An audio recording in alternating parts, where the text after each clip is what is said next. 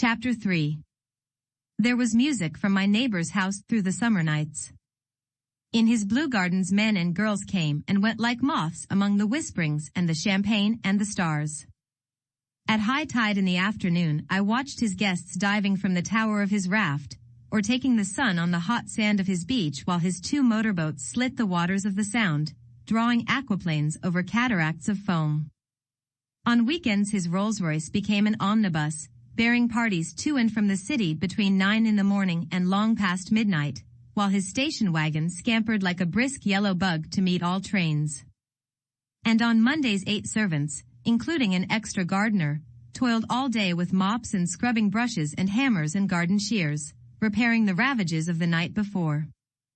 Every Friday 5 crates of oranges and lemons arrived from a fruiterer in New York. Every Monday these same oranges and lemons left his back door in a pyramid of pulpless halves.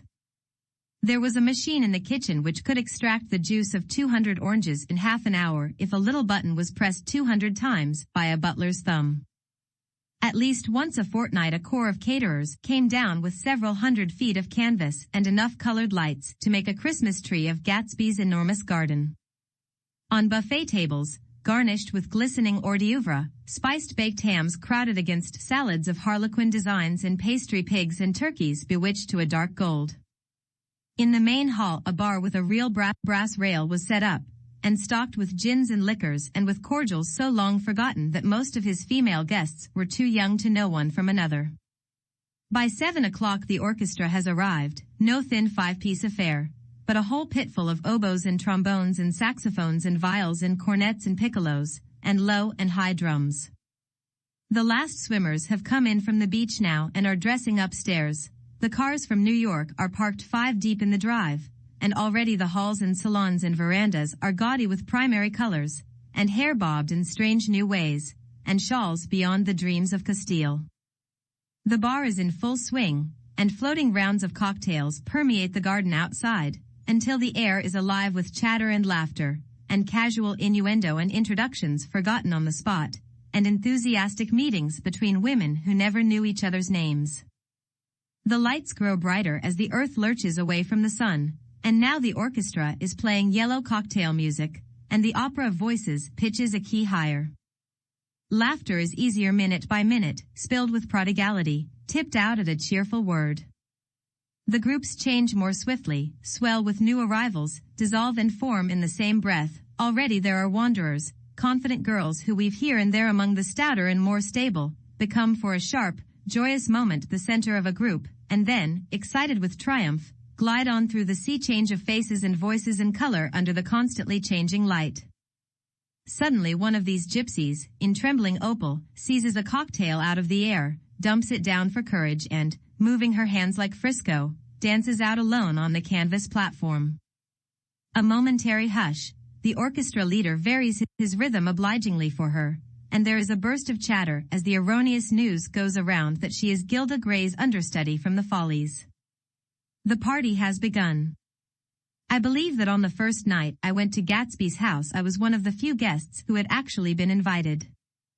People were not invited, they went there. They got into automobiles which bore them out to Long Island, and somehow they ended up at Gatsby's door. Once there they were introduced by somebody who knew Gatsby, and after that they conducted themselves according to the rules of behavior associated with an amusement park. Sometimes they came and went without having met Gatsby at all, came for the party with a simplicity of heart that was its own ticket of admission. I had been actually invited.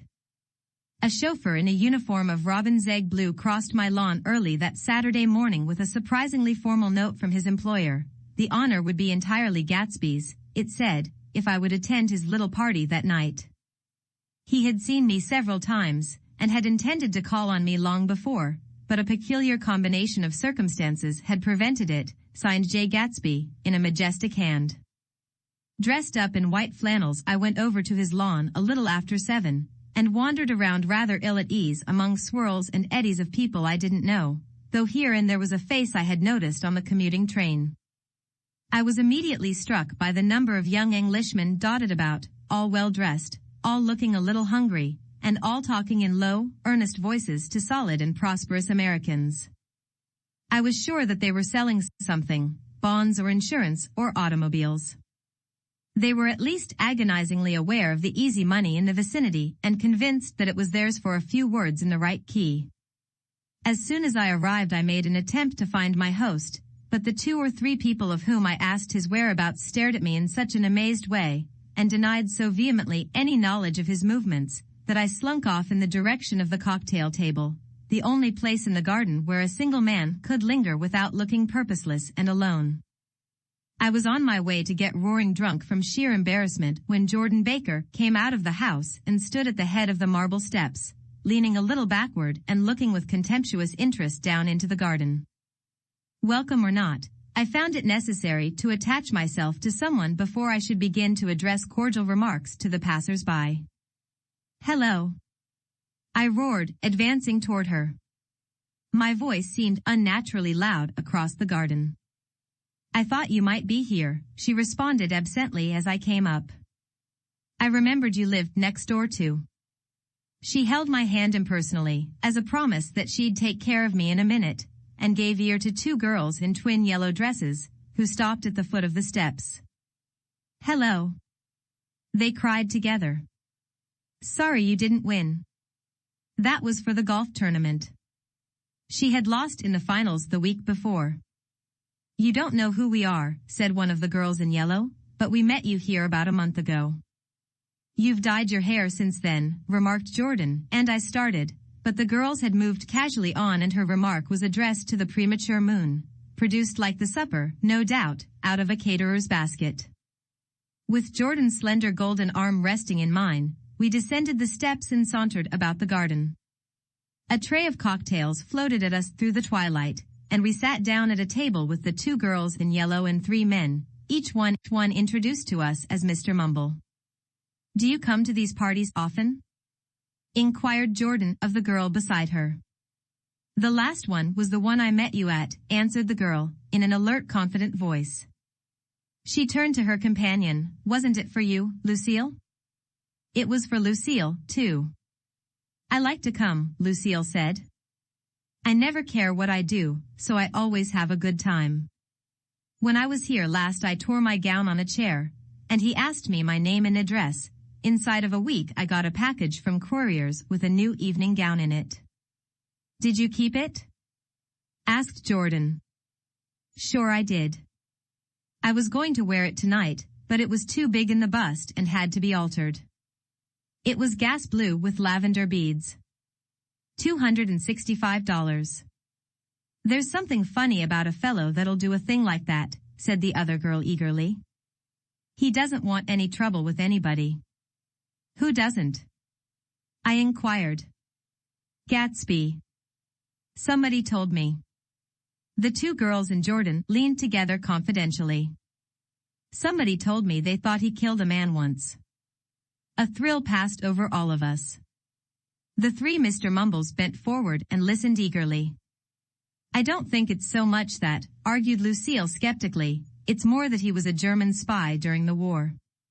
One of the men nodded in confirmation. I heard that from a man who knew all about him, grew up with him in Germany, he assured us positively. Oh, no, said the first girl, it couldn't be that, because he was in the American Army during the war. As our credulity switched back to her, she leaned forward with enthusiasm. You look at him sometimes when he thinks nobody's looking at him. I'll bet he killed a man. She narrowed her eyes and shivered. Lucille shivered. We all turned and looked around for Gatsby. It was testimony to the romantic speculation he inspired that there were whispers about him from those who had found little that it was necessary to whisper about in this world. The first supper, there would be another one after midnight, was now being served, and Jordan invited me to join her own party, who were spread around a table on the other side of the garden. There were 3 married couples in Jordan's escort, a persistent undergraduate given to violent innuendo, and obviously under the impression that sooner or later Jordan was going to yield him up her person to a greater or lesser degree. Instead of rambling, this party had preserved a dignified homogeneity, and assumed to itself the function of representing the staid nobility of the countryside, East Egg condescending to West Egg and carefully on guard against its spectroscopic gaiety. "Let's get out," whispered Jordan, after a somehow wasteful and inappropriate half-hour. "This is much too polite for me." We got up, and she explained that we were going to find the host. I had never met him, she said, and it was making me uneasy. The undergraduate nodded in a cynical, melancholy way. The bar, where we glanced first, was crowded, but Gatsby was not there. She couldn't find him from the top of the steps, and he wasn't on the veranda. On a chance we tried an important-looking door, and walked into a high Gothic library, paneled with carved English oak, and probably transported complete from some ruin overseas. A stout, middle-aged man, with enormous allied spectacles, was sitting somewhat drunk on the edge of a great table, staring with unsteady concentration at the shelves of books. As we entered, he wheeled excitedly around and examined Jordan from head to foot. "What do you think?" he demanded impetuously. "About what?" He waved his hand toward the bookshelves. "About that. As a matter of fact, you needn't bother to ascertain." I ascertained. "They're real." "The books?" He nodded. Absolutely real, have pages and everything. I thought they'd be a nice durable cardboard. Matter of fact, they're absolutely real. Pages and, here. Lemme show you. Taking our skepticism for granted, he rushed to the bookcases and returned with volume 1 of the Stoddard lectures. "See?" he cried triumphantly. "It's a bona fide piece of printed matter. It fooled me. This fella's a regular Belasco. It's a triumph. What thoroughness. What realism. Knew when to stop, too, didn't cut the pages. But what do you want? What do you expect?" He snatched the book from me and replaced it hastily on its shelf, muttering that if one brick was removed the whole library was liable to collapse. "Who brought you?" he demanded. "Or did you just come?" "I was brought." Most people were brought. Jordan looked at him alertly, cheerfully, without answering. "I was brought by a woman named Roosevelt," he continued. "Mrs. Claude Roosevelt. Do you know her?" "I met her somewhere last night. I've been drunk for about a week now, and I thought it might sober me up to sit in the library." "Has it?" "A little bit, I think." "I can't tell yet. I've only been here an hour." "Did I tell you about the books?" "They're real." "There. You told us." We shook hands with him gravely and went back outdoors. There was dancing now on the canvas in the garden, old men pushing young girls backward in eternal graceless circles, superior couples holding each other tortuously, fashionably, and keeping in the corners, and a great number of single girls dancing individually or relieving the orchestra for a moment of the burden of the banjo or the traps. By midnight the hilarity had increased. A celebrated tenor had sung in Italian, and a notorious contralto had sung in jazz, and between the numbers people were doing stunts all over the garden, while happy, vacuous bursts of laughter rose toward the summer sky. A pair of stage twins, who turned out to be the girls in yellow, did a baby act in costume, and champagne was served in glasses bigger than finger bowls. The moon had risen higher, and floating in the sound was a triangle of silver scales, trembling a little to the stiff, tinny drip of the banjos on the lawn. I was still with Jordan Baker. We were sitting at a table with a man of about my age and a rowdy little girl, who gave way upon the slightest provocation to uncontrollable laughter. I was enjoying myself now. I had taken 2 finger bowls of champagne, and the scene had changed before my eyes into something significant, elemental, and profound. At a lull in the entertainment, the man looked at me and smiled. "Your face is familiar," he said politely. "Weren't you in the 1st Division during the war?" "Why, yes. I was in the 28th Infantry. I was in the 16th until June 1918. I knew I'd seen you somewhere before." We talked for a moment about some wet, gray little villages in France. Evidently, he lived in this vicinity, for he told me that he had just bought a hydroplane and was going to try it out in the morning. Want to go with me, old sport? Just near the shore along the Sound. What time? Any time that suits you best. It was on the tip of my tongue to ask his name when Jordan looked around and smiled. Having a gay time now? She inquired. Much better. I turned again to my new acquaintance. This is an unusual party for me. I haven't even seen the host. I live over there. I waved my hand at the invisible hedge in the distance, and this man Gatsby sent over his chauffeur with an invitation. For a moment he looked at me as if he failed to understand. I'm Gatsby, he said suddenly. What? I exclaimed. Oh, I beg your pardon. I thought you knew, old sport. I'm afraid I'm not a very good host.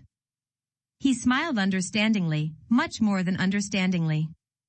It was one of those rare smiles with a quality of eternal reassurance in it that you may come across 4 or 5 times in life. It faced, or seemed to face, the whole eternal world for an instant, and then concentrated on you with an irresistible prejudice in your favor.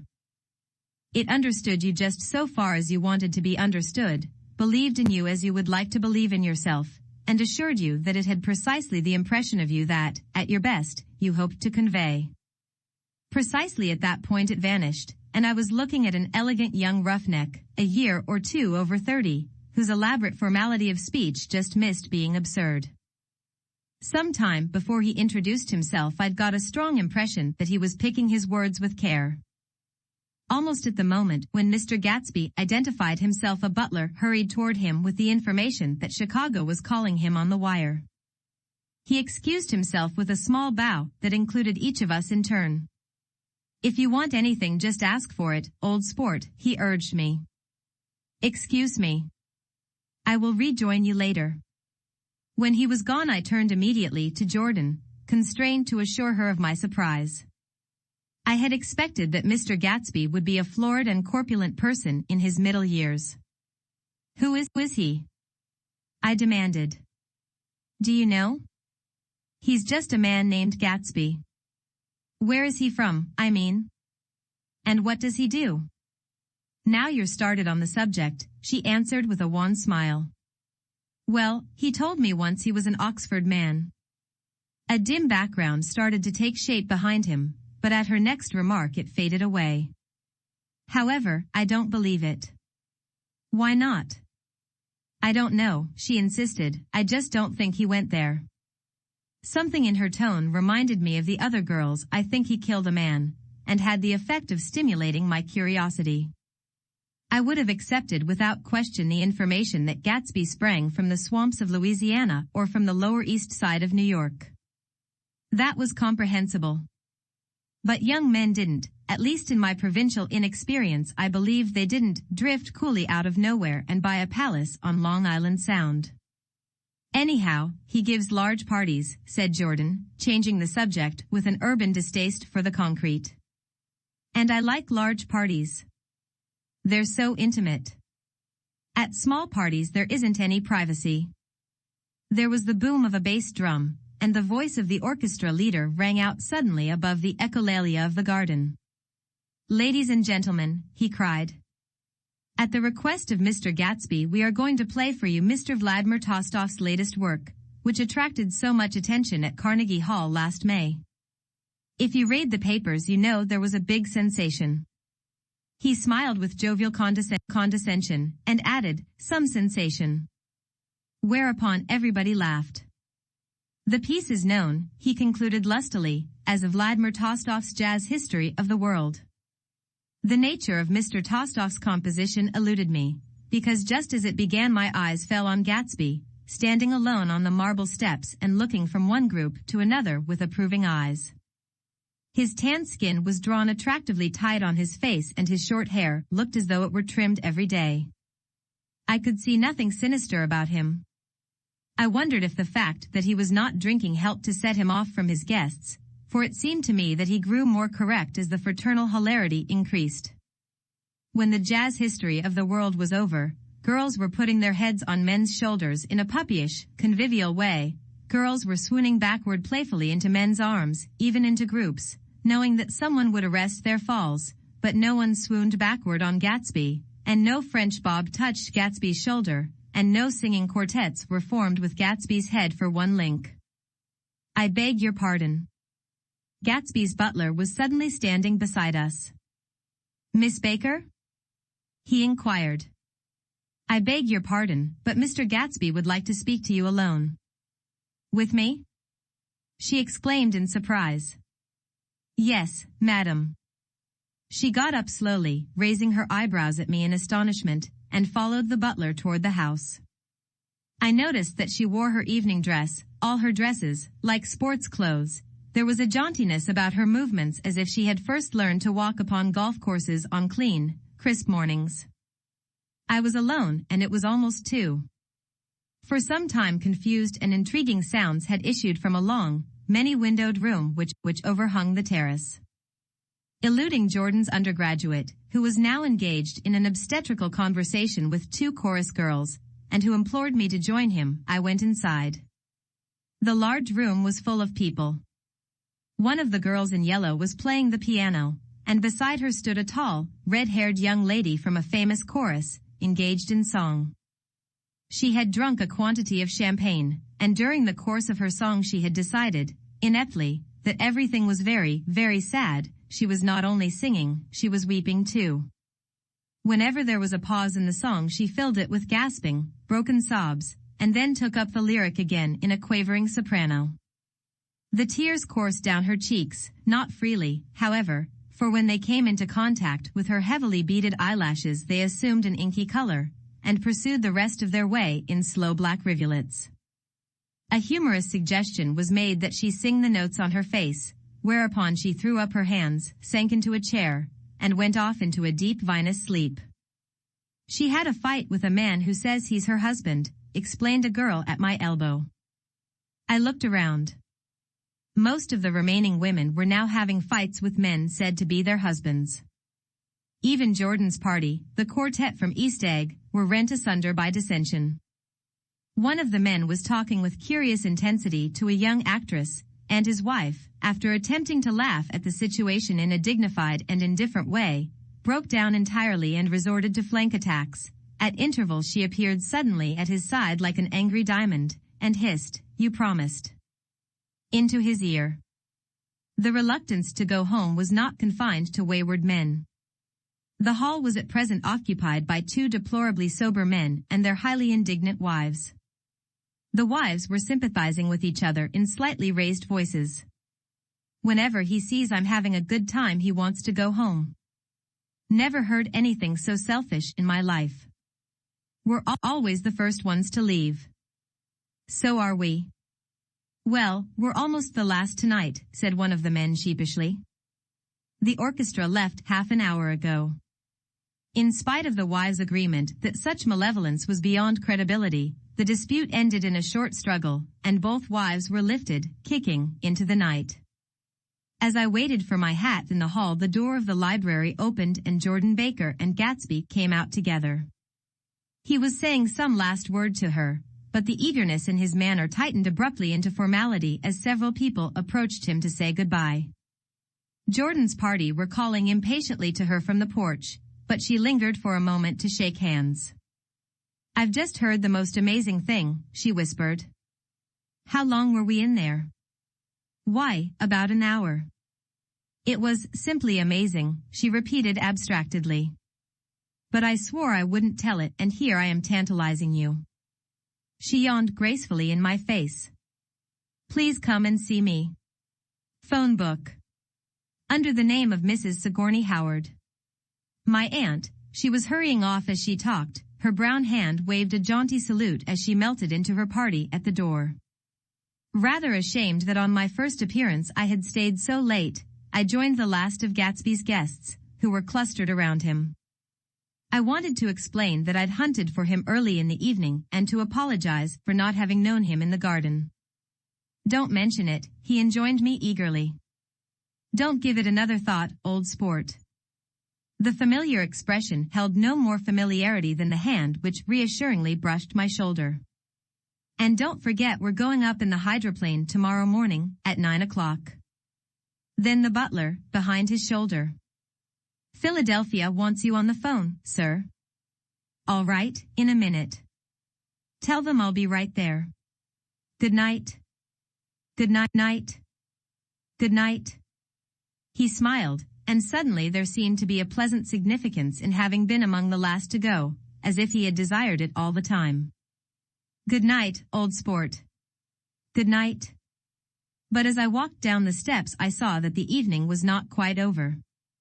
50 feet from the door a dozen headlights illuminated a bizarre and tumultuous scene. In the ditch beside the road, right side up, but violently shorn of one wheel, rested a new coupe which had left Gatsby's drive not 2 minutes before. The sharp jut of a wall accounted for the detachment of the wheel, which was now getting considerable attention from half a dozen curious chauffeurs. However, as they had left their cars blocking the road, a harsh, discordant din from those in the rear had been audible for some time, and added to the already violent confusion of the scene. A man in a long duster had dismounted from the wreck and now stood in the middle of the road, looking from the car to the tire and from the tire to the observers in a pleasant, puzzled way. "See," he explained. "It went in the ditch." The fact was infinitely astonishing to him, and I recognized first the unusual quality of wonder, and then the man. It was the late patron of Gatsby's library. "How'd it happen?" He shrugged his shoulders. "I know nothing whatever about mechanics," he said decisively. "But how did it happen? Did you run into the wall?" "Don't ask me," said Al Eyes, washing his hands of the whole matter. "I know very little about driving, next to nothing. It happened, and that's all I know." "Well, if you're a poor driver you oughtn't to try driving at night." "But I wasn't even trying," he explained indignantly. "I wasn't even trying." An odd hush fell upon the bystanders. "Do you want to commit suicide?" "You're lucky it was just a wheel." "A bad driver and not even trying." "You don't understand," explained the criminal. "I wasn't driving. There's another man in the car." The shock that followed this declaration found voice in a sustained "ich." As the door of the coupe swung slowly open. The crowd, it was now a crowd, stepped back involuntarily, and when the door had opened wide there was a ghostly pause. Then, very gradually, part by part, a pale, dangling individual stepped out of the wreck, pawing tentatively at the ground with a large uncertain dancing shoe. Blinded by the glare of the headlights and confused by the incessant groaning of the horns, the apparition stood swaying for a moment before he perceived the man in the duster. "What's matter?" he inquired calmly. "Did we run out of gas?" "Look." Half a dozen fingers pointed at the amputated wheel. He stared at it for a moment, and then looked upward as though he suspected that it had dropped from the sky. "It came off," someone explained. He nodded. "At first I didn't notice we'd stopped." A pause. Then, taking a long breath and straightening his shoulders, he remarked in a determined voice. "Wonder if tell me where there's a gas line station?" At least a dozen men, some of them a little better off than he was, explained to him that Will and Carr were no longer joined by any physical bond. "Back out," he suggested after a moment. "Put her in reverse." "But the wheel's off."